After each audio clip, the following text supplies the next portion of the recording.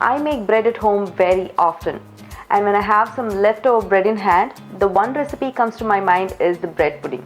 And the best part about this recipe is that you can use any sort of nuts, raisins, berries, fruits, whatever you want, and it tastes really awesome.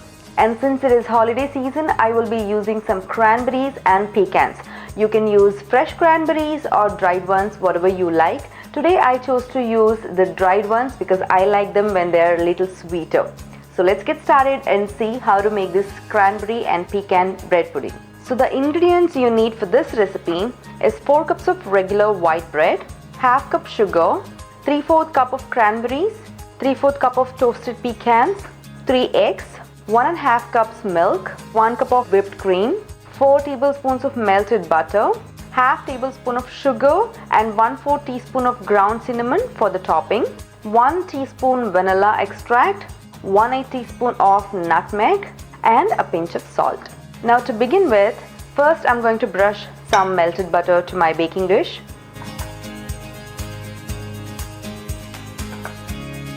And once it is greased well, we'll set it aside. And now I'm going to prepare the custard mixture. For that, into a bowl, I'm adding the eggs and sugar. I will beat this until the eggs and sugar combine well. Now adding the melted butter, heavy cream, whole milk, vanilla extract, a pinch of salt, and I will grate in about 1/8 teaspoon of nutmeg. Just a little bit of nutmeg goes a long way, so don't be tempted to add more. Now we'll mix everything until I have good custard which is smooth and well blended like this. Now I will pour this custard on top of the bread cubes. And this is a homemade and a day-old bread.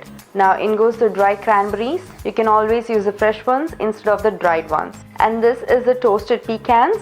I toasted these pecans for 2 minutes under broiling mode. No more than 2 minutes because you will run the risk of burning the nuts. Now I will mix all the ingredients well.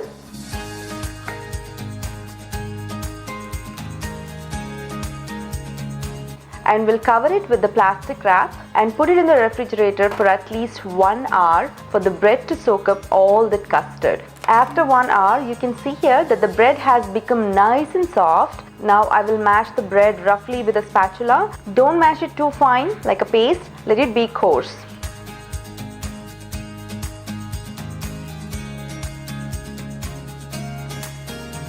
Now I will pour the bread pudding mixture into the greased baking dish. And for the topping, I will mix the ground cinnamon with little bit sugar and will sprinkle on top of the bread pudding so that the bread pudding has the beautiful golden caramelization on top. Now this is going into the 350-degree Fahrenheit preheated oven for 1 hour. I know what you're thinking right now, but good things take little extra time than usual. My bread pudding was in the oven for exactly 60 minutes and here is the final outcome of the bread pudding. It has got nice golden crust on top and smells incredible. Now I will let this cool for 15 minutes before slicing it.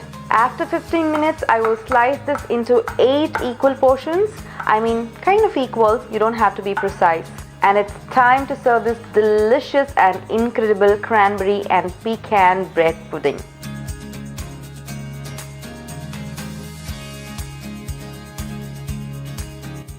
I hope you like this recipe, and if you do, then make it maybe for Christmas or New Year or any other occasion.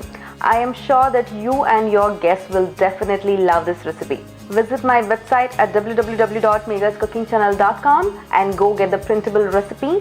And if you like watching my videos, then all you need to do is just hit on that subscribe button and get subscribed so that you don't miss a single video of mine. And also you can follow me on social media for more recipe updates. Thank you so much for watching. I'll see you guys with yet another very interesting recipe. Until then, take care. Bye-bye.